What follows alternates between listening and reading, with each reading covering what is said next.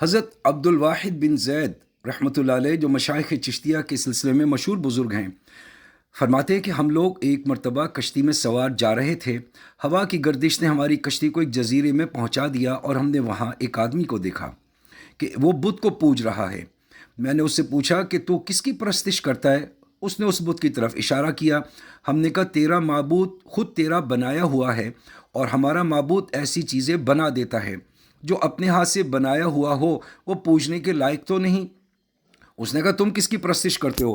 ہم نے کہا اس ذات پاک کی جس کا عرش آسمان سے اوپر ہے، اس کی گرفت زمین پر ہے، اس کی عظمت اور بڑائی سب سے بالا تر ہے۔ کہنے لگا تمہیں اس پاک ذات کا علم کس طرح ہوا؟ ہم نے کہا اس نے ایک رسول صلی اللہ علیہ وسلم قاصد ہمارے پاس بھیجے جو بہت کریم اور بہت شریف تھے۔ اس رسول صلی اللہ علیہ وسلم نے ہمیں یہ سب باتیں بتائیں۔ اس نے کہا وہ رسول کہاں ہیں؟ ہم نے کہا اس نے جب ہمیں پیغام پہنچا دیا اور اپنا حق ادا کر دیا تو اس مالک نے ان کو اپنے پاس بلا لیا تاکہ اس کے پیغام پہنچانے اور اچھی طرح پورا کر دینے کا صلہ اور انعام عطا فرمائے۔ اس نے کہا کہ اس رسول نے تمہارے پاس کوئی علامت چھوڑی ہے؟ ہم نے کہا اس مالک کے پاک کلام کو ہمارے پاس چھوڑا ہے۔ اس نے کہا مجھے وہ کتاب دکھاؤ۔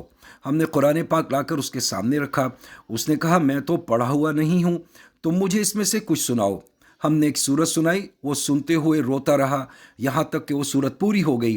اس نے کہا اس پاک کلام والے کا حق یہی ہے کہ اس کی نافرمانی نہ کی جائے۔ اس کے بعد وہ مسلمان ہو گیا۔ ہم نے اس کو اسلام کے ارکان اور احکام بتائے اور چند صورتیں قرآن پاک کی سکھائیں۔ جب رات ہوئی، عشاء کی نماز پڑھ کر ہم سونے لگے تو اس نے پوچھا کیا تمہارا معبود بھی رات کو سوتا ہے؟ ہم نے کہا وہ پاک ذات حی اور قیوم ہے، نہ وہ سوتا ہے نہ اس کو اونگ آتی ہے۔ وہ کہنے لگا تم کس قدر نالائق بندے ہو کہ تمہارا آقا تو جاگتا رہے اور تم سو جاؤ۔ ہمیں اس کی بات سن کر بڑی حیرت ہوئی۔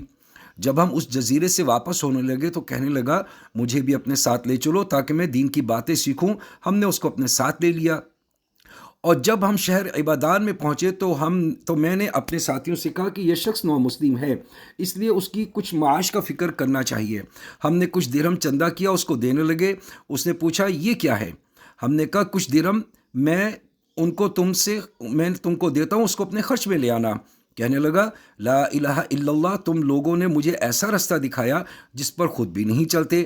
میں ایک جزیرے میں تھا، ایک بت کی پرستش کرتا تھا، خدائے پاک کی پرستش بھی نہیں کرتا تھا۔ اس نے اس حالت میں مجھے ضائع اور ہلاک نہیں کیا، حالانکہ میں اس کو جانتا بھی نہیں تھا۔ بس وہ اس وقت مجھے کیوں کر ضائع کر دے گا جب اب میں اس کو پہچانتا بھی ہوں اور اس کی عبادت بھی کرتا ہوں۔ 3 دن کے بعد ہمیں معلوم ہوا کہ اس کا آخری وقت ہے، موت کے قریب ہے۔ ہم اس کے پاس گئے اور اس سے پوچھا تیری کوئی حاجت ہو تو بتا۔ کہنے لگا میری تمام حاجتیں اس ذات پاک نے پوری کر دیں جس نے تم لوگوں کو جزیرے میں میری ہدایت کے لیے بھیجا۔ شیخ عبد الواحد فرماتے ہیں کہ مجھ پہ دفعتاً نیند کا غلبہ ہوا اور میں وہیں سو گیا۔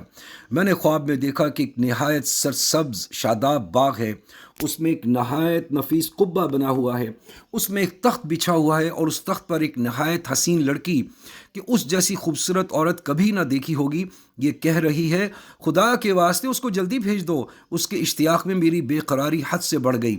میری جو آنکھ کھلی تو اس نو مسلم کی روح پرواز کر چکی تھی۔ ہم نے اس کی تجہیز و تکفین کی اور دفن کر دیا۔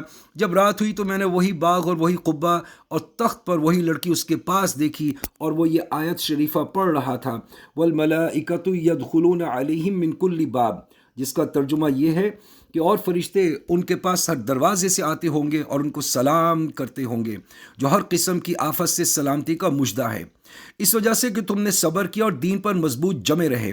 پس اس جہاں میں تمہارا انجام بہت بہتر ہے۔ حق تعالی شانوں کی عطا اور بخشش کے کرشمے ہیں کہ ساری عمر بت پرستی کی، اور اس نے اپنے لطف و کرم سے موت کے قریب ان لوگوں کو زبردستی کشتی کے بے قابو ہو جانے سے وہاں بھیجا اور اسے آخرت کی دولت سے مالا مال کر دیا۔ اللہم لا مانع لما اعطیت ولا معطی لما منعت، مالک الملک جس کو تو دینا چاہے اس کو کوئی روکنے والا نہیں، اور جس کو نہ چاہے اس کو کوئی دینے والا نہیں۔